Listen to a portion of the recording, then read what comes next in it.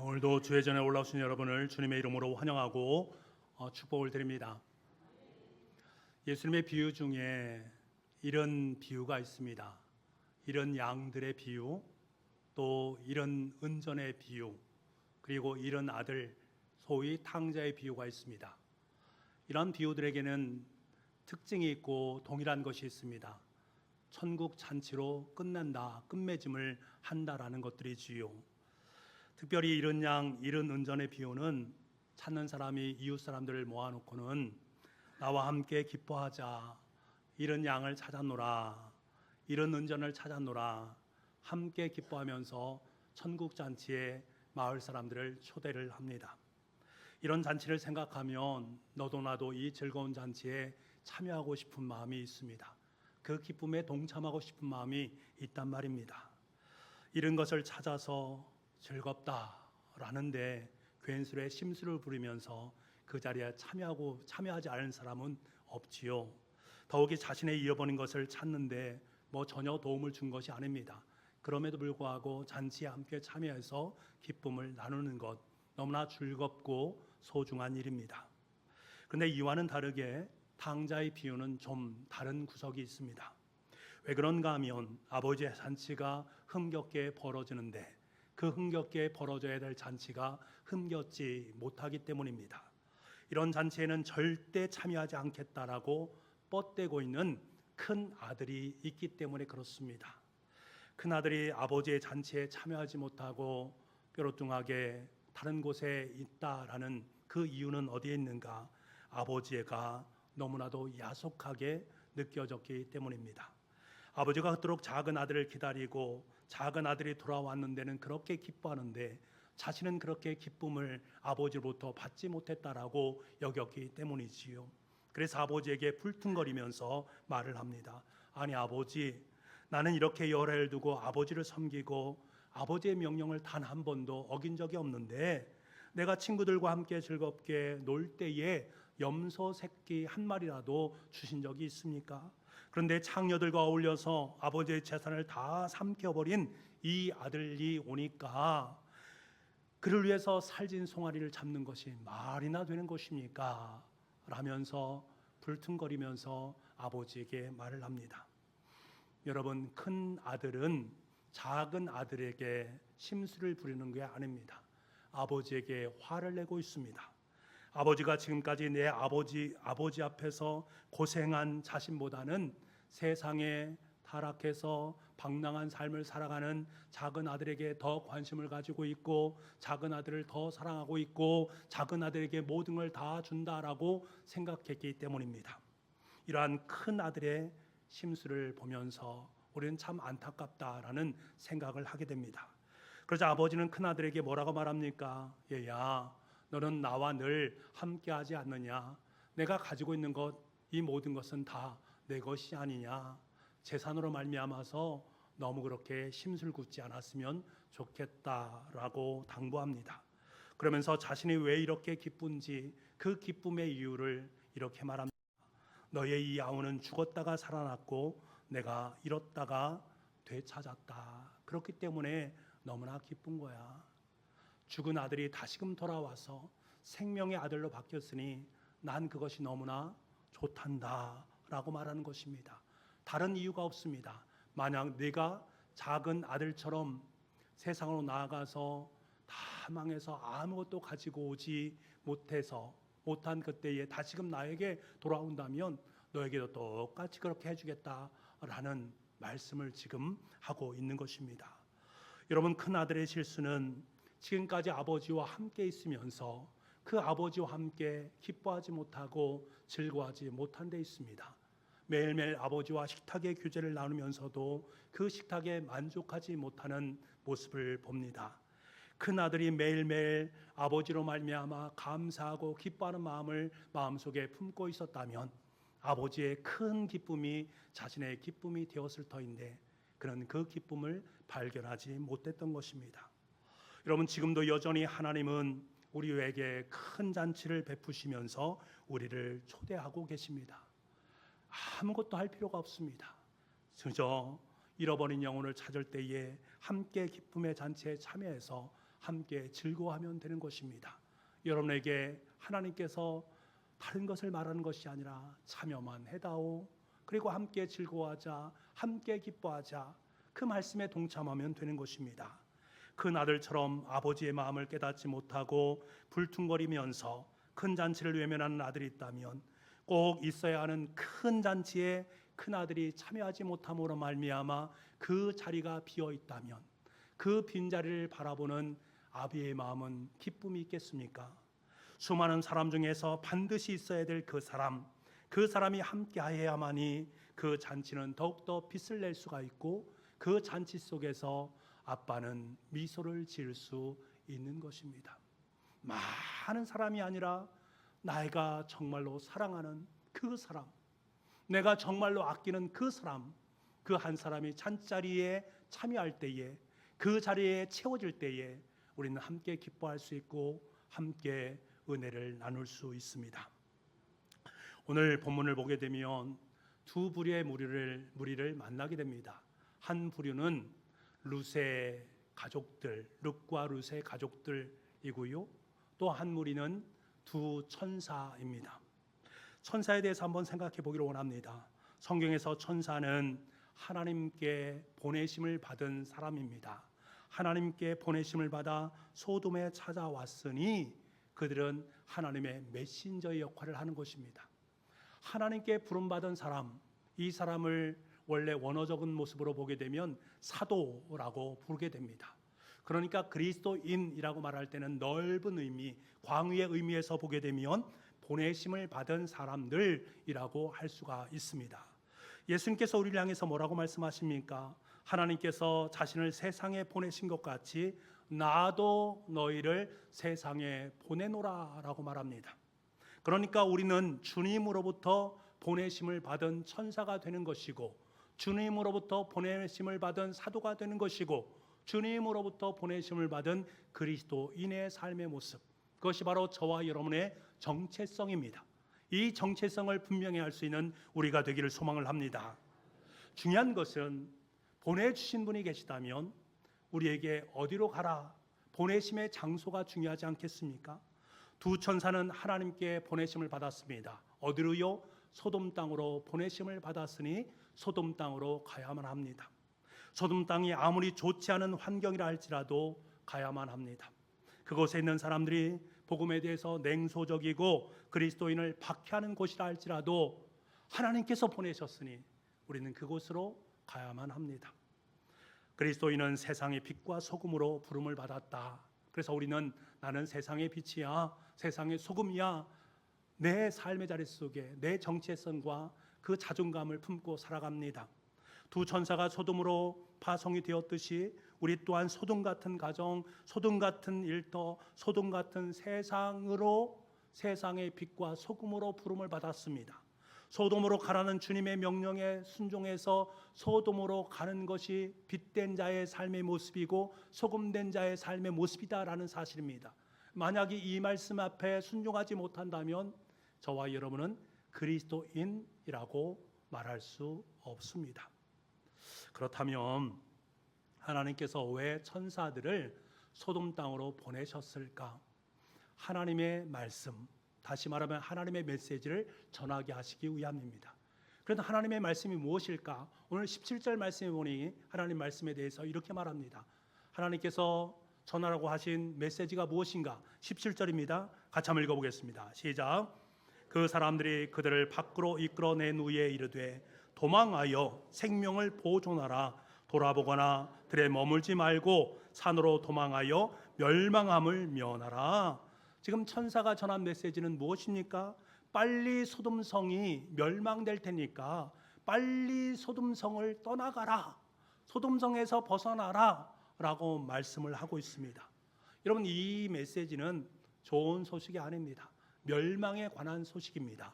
그럼에도 불구하고 이 소식이 얼마나 중요한 소식인가. 만약 이 소식에 대해서 내가 반응해서 그것을 떠난다면 구원이요, 그 소식에 내가 반응하지 않는다면 멸망이기 때문에 그렇습니다. 멸망을 받느냐 구원을 받느냐 중차대한 그러한 소식이기 때문입니다. 지금 두 천사는 사람들을 기쁘시게 하기 위해서, 사람들에게 좋은 소식을 안겨주기 위해서 그들을 찾아간 것이 아닙니다. 소돔의 멸망을 선포하기 위함입니다. 그래서 그곳을 빨리 떠나서 멸망에서 구원받아라 라고 하기 위함입니다. 마찬가지입니다. 저와 여러분이 세상의 빛과 소금이 되어서 소돔과 같은 세상으로 나아가라고 말씀하신 그 이유는 무엇입니까? 사람들에게 기쁨을 안겨주기 위해서? 아닙니다. 세상 사람들에게 멸망에서 구원을 받기 하기 위해서 저와 여러분을 세상에 보낸 것입니다. 그래서 오늘 사도 바울은 이렇게 우리에게 말합니다.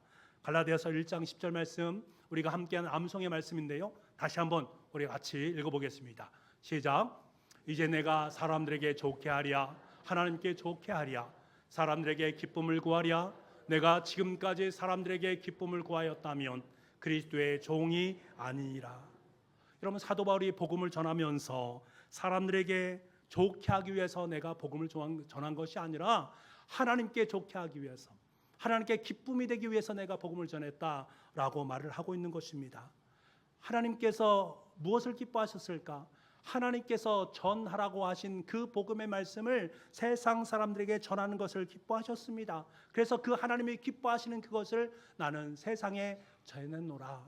사람을 의식하지 않고 하나님을 의식하면서 하나님의 말씀을 전해노라라고 고백을 하고 있습니다. 그런데 여러분, 우리는 어떠합니까? 때로 주님의 말씀인 복음을 전하면서 사람들의 반응과 눈치를 너무나 많이 볼 때가 있습니다. 사람들의 체면에 너무나 민감합니다. 그래서 전도할 때마다 구원에 대한 소식을 전하면서 사람들이 기분을 어떻게 하면 좋게 만들까 하면서 그것에 치중하는 모습을 볼 때가 있습니다. 왠지 지옥에 대한 메시지를 전하기만 하면, 멸망에 대한 메시지를 전하기만 하면 상대방에게 문제가 될 것 같은 마음이 들어서 그들에게 복음을 전할 때에 복음과 함께 세상의 좋은 철학과 세상의 학문을 뒤섞어서 달콤하게 복음을 만들어서 사람들에게 전해주려고 하는 경향이 있단 말입니다. 순복음이 아니라 섞인 복음, 다시 말하면 오염된 복음을 세상 가운데 전할 때가 있습니다. 하나님을 기쁘시게 하기 위해서 복음을 전해야 되는데 사람을 기쁘게 하기 위해서 복음을 전하니 문제가 될 수가 있단 말입니다. 변질된 복음을 전할 수밖에 없는 것들입니다. 여러분, 복음의 핵심, 구원의 핵심은 무엇입니까? 생명입니다. 한 영혼의 생명을 구원하는 것이 복음의 핵심입니다. 우리가 구약 성경을 읽어보면 거짓 선지자들의 모습이 나오지 않습니까? 이 거짓 선지자들의 입만 열면, 다시 말하면 지금 이스라엘 민족이 멸망으로 치닫고 있음에도 불구하고 입만 열면 거짓을 말합니다. 평안하다, 평안하다, 평안하다라고 말을 합니다. 멸망 앞에서 있음에도 불구하고 모든 것이 괜찮다, 모든 것 잘 될 것이니까 염려하지 마, 나중에 차차 시간이 있을 때 믿으면 돼, 그때 돌아서면 돼 라고 말하고 있는 모습을 보게 된단 말입니다. 이스라엘 백성들이 죄악된 길, 멸망의 길로 가는 것을 뻔히 알면서도 그들에게 달콤한 편안만을 전합니다. 그 위에 하나님께서 진노하셨다라는 것들이지요. 여러분, 주님께서 우리를 소돔과 같은 세상에 파송하신 것은 예수 그리스도의 복음을 전하기 위함입니다. 여러분의 자녀와 여러분의 이웃에게 전할 것은 예수 그리스도의 복음이지 세상 속에서의 편안함이 아니다라는 사실을 분명히 기억할 수 있기를 원합니다. 그래서요, 하나님께서 두 천사에게 강권하여서 롯과 아내와 두 딸을 소돔 땅에서 끌어 잡아서 내는 것을 보게 됩니다. 우리 15절과 16절 말씀을 보기를 원합니다. 15절 16절입니다. 시작. 일어나 여기 있는 내 아내와 두 딸을 이끌어내라. 이 성의 죄악 중에 함께 멸망할까 하노라. 그러나 롯이 지체하매 그 사람들이 롯의 손과 그 아내의 손과 두 딸의 손을 잡아 인도하여 성 밖에 두니 그 사람들이 롯의 손과 그의 아내의 손과 두 딸의 손을 잡아 인도하여 성 밖에 두니라고 말합니다. 그럼 보세요. 천사들이 소돔의 멸망을 선포합니다. 그럼에도 불구하고 머뭇머뭇하고 있으니까 롯의 손을 강하게 붙잡아서 성 밖으로 끌어내고 있는 모습들을 보게 됩니다. 얼마나 강압적인 모습입니다. 신사적인 모습이고 인격적인 모습을 만날 수가 없습니다.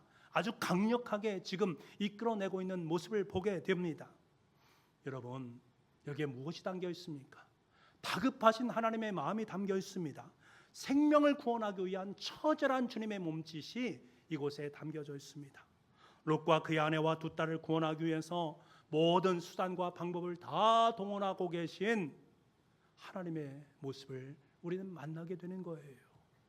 여러분, 우리는 어떠합니까? 한 영혼을 구원하기 위해 여러분의 모든 수단과 방법을 다 동원하고 있습니까?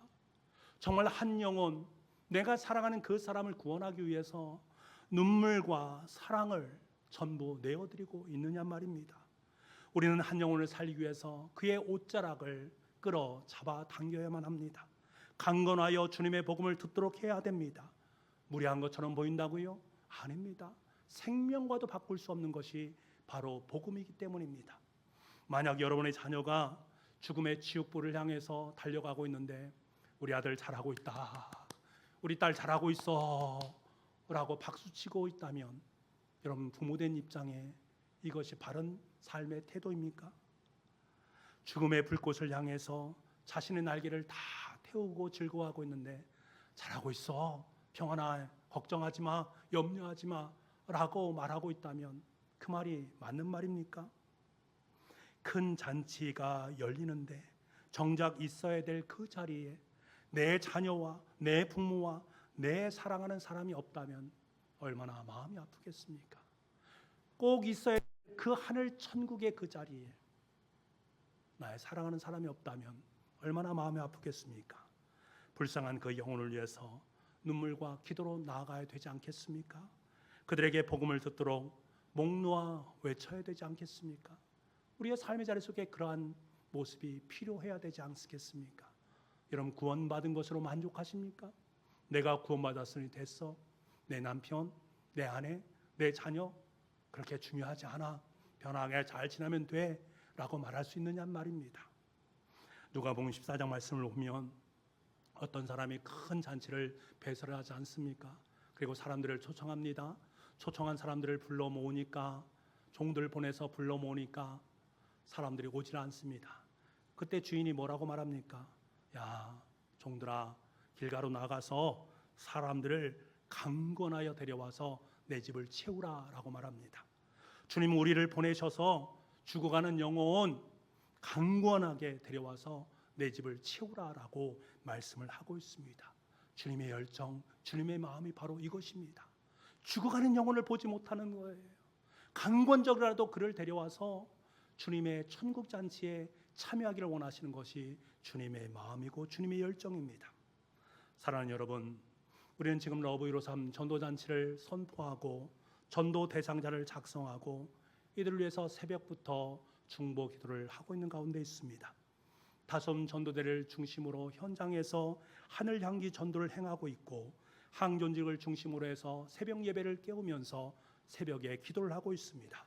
저녁 10시에 온 교우들이 하루에 이 러브 153 전도잔치를 위해서만 10시에 10분 이상 함께 온 교우들이 함께 기도하고 있습니다.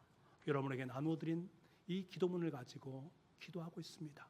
저는 여러분이 그렇게 기도하고 있는 줄 믿습니다. 그렇게 믿습니다. 하고 있지요? 네, 세 사람만 하고 있는 것 같습니다. 하시기 바랍니다. 그리고 주일 오후 예배를 마친 후에 전교인이 동서남북으로 다 흩어져서 전교인 동행 전도를 하고 있습니다.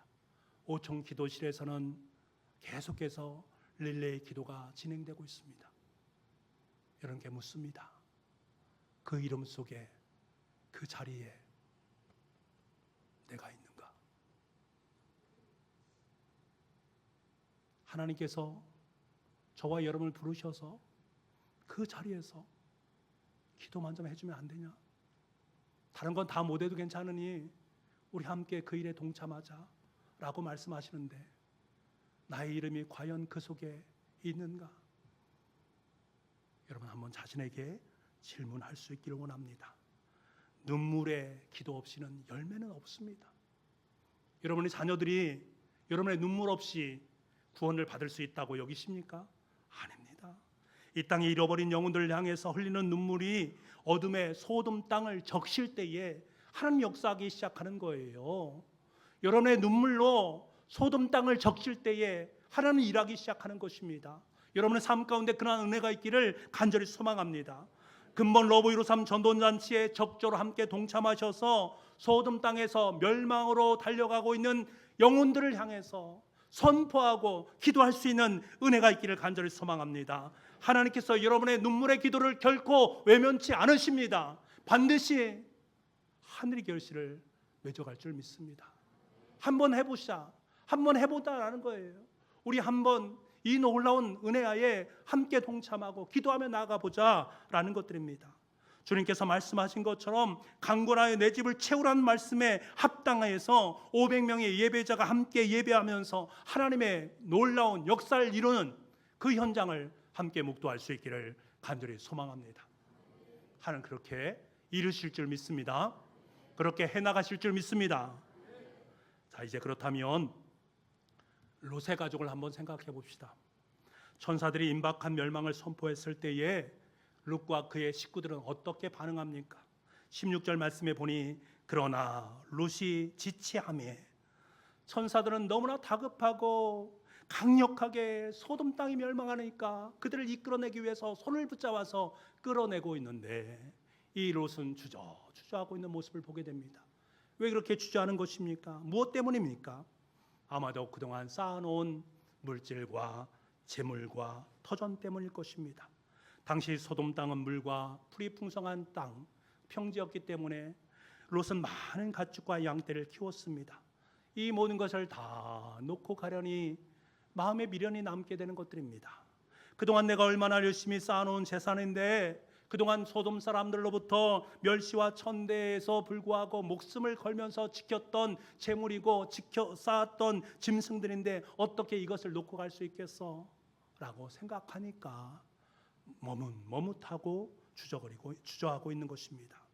그러나 여러분 생각해 보십시오. 이러한 재산이 중요합니까? 생명이 중요합니까?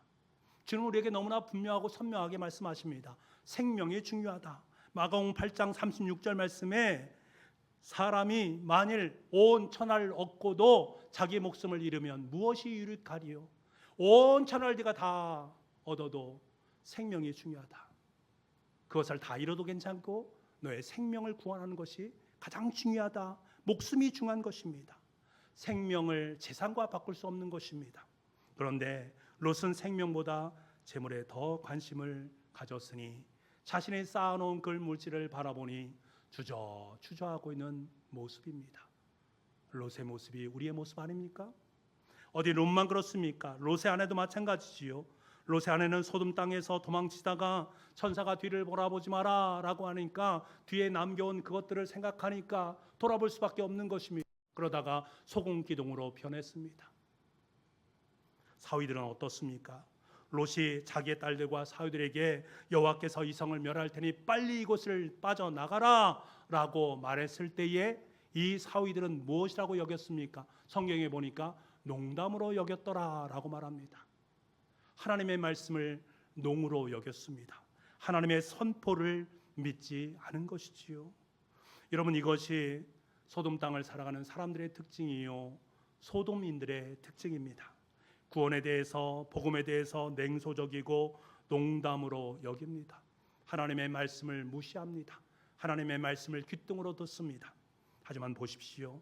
그들이 농담으로 받아들였을 때 그날 그 시각에 하늘로부터 유황불이 타오르게 되어지고 유황불로 불타 없어지게 됩니다. 유황불에 불태우면서 그들이 외치는 소리가 들리지 않습니까? 그때 구원을 믿을 걸. 그때 구원을 믿을 걸. 그때 복음을 받아들일 걸. 하지만 아무 소용이 없습니다. 아무 소용이 없습니다. 여러분 롯도 심판이 온다라는 사실을 믿기는 믿었지만 절박하게는 믿지 않았습니다. 지금 심판이 오고 있어. 절박하지 않습니다. 천사들은 하나님의 말씀을 언제 전합니까? 동틀 무렵에 전했다라고 말을 합니다. 그리고 해가 돋을 때에 유황의 불비가 소돔성에 쏟아지기 시작했다라고 말을 합니다. 보십시오. 동틀 때와 그리고 해가 돋았을 때 그 어간이 한 얼마 정도의 어간이라고 생각되십니까? 한 1시간 정도?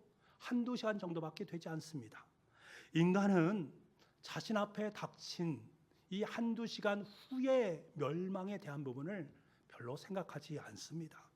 자신들은 끝까지 생존할 것이고 자신들의 생명은 영원할 것처럼 여기는 것이 우리의 모습이 아닙니까? 그래서 뭐라고 말합니까? 이렇게 생각하지요. 예수를 믿으면 제약이 참 많네. 예수님 믿으면 술도 먹고 싶고 이것도 하고 싶은 거 다 할 수 없기 때문에 이것을 뒤로 미루고 지금은 먹고 지금은 내 나름대로 하고 싶은 대로 하면서 삶을 살아가야지. 그리고 나중에 가서 열심히 믿으면 되지 않겠는가? 언젠가는 믿을 테니 걱정하지 마라. 좀 시간이 넉넉하고 재정이 충분하면 그때 가서 믿음을 믿겠다. 이렇게 말을 합니다. 여러분, 이 생각이 옳은 생각입니까? 우리는 하루 동안 내 인생이 어떻게 될지 알 수 없어요. 우리 인생이 어떻게 될지 알 수 없는 존재가 바로 우리의 모습입니다. 그래서 구원이라는 것은 바로 지금 현재를 의미하는 것입니다. 구원은 지금 현재 바로 이 시간을 의미하는 것입니다. 지금 내가 바로 믿는 것, 지금 내가 복음을 영접하는 것, 지금 내가 예수 그리스도 안에서 살아가는 것이 중요한 거예요. 그러므로 말미암아 여러분, 신앙 안에서 솔직하시기 바랍니다. 멸망 앞에서 솔직해야 됩니다. 신앙 앞에서 룻처럼 머뭇거리는 인생이 아니라, 신앙 앞에서 사위들처럼 농담으로 받아들이는 것이 아니라, 심판에서 안에서 롯의 아내처럼 뒤를 돌아보는 인생이 아니라 정직하게 심판을 바라보시고 주님께로 나아올 수 있는, 소돔 땅을 피할 수 있는 저와 여러분 될 수 있기를 간절히 소망합니다. 여러분, 소돔의 멸망 앞에서 룻과 그의 두 자녀는 구원을 얻었습니다. 어떻게 구원을 얻었을까? 물론 이들이 천사들의 강력한 손길로 말미암아 구원을 얻었습니다만, 성경은 그 구원의 궁극적인 이유에 대해서 분명히 밝혀주고 있습니다. 창세기 19장 29절 말씀에 보면 하나님이 소돔 성을 멸망시킬 때에 어떤 일이 있었는가? 뒷부분에 보면 하나님이 아브라함을 생각하사 룻을 그 엎으시는 중에서 보내셨더라. 여러분, 하나님께서 아브라함을 생각하사 롯을 구원하셨다라고 말씀하십니다. 아브라함이 어떻게 했는지 아십니까? 목숨을 내걸고 간절하게 롯을 위해서 기도했던 것을 우리는 잘 알고 있습니다. 우리가 러브153 전도잔치를 준비하면서 충고하는 이유가 바로 여기에 있습니다. 우린 때로 중보기도하면서 이 중보기도에 대해서 너무나 과소평가하는 경우들이 있습니다. 교회에서 행하는 사역들이니 어쩔 수 없이 행해야 되지, 그것도 잘하는 것입니다. 그러나 여러분, 중보기도를 너무 과소평가하지 마시기 바랍니다. 여러분이 그 누군가의 영혼을 위해 드리는 중보기도는 놀라운 능력과 힘이 있다라는 사실입니다. 하나님께서 롯과 룻의 식구를 살려주신 그 이유가 무엇인가? 아브라함이 기도했던 그것을 생각하셨기 때문입니다. 마찬가지로 하나님께서 저와 여러분의 기도를 생각하셔서 여러분의 그토록 눈물로 흘리며 기도했던 그 누군가의 생명을 살려주신다면 감사하지 않습니까? 감격스럽지 않습니까? 우리 그런 은혜가 있기를 간절히 소망합니다. 우리의 간절한 기도는 결코 땅에 떨어지지 않습니다. 저와 여러분의 간절한 눈물은 한 영혼의 생명을 살릴 수 있는 은혜가 있음을 깨닫기를 원합니다.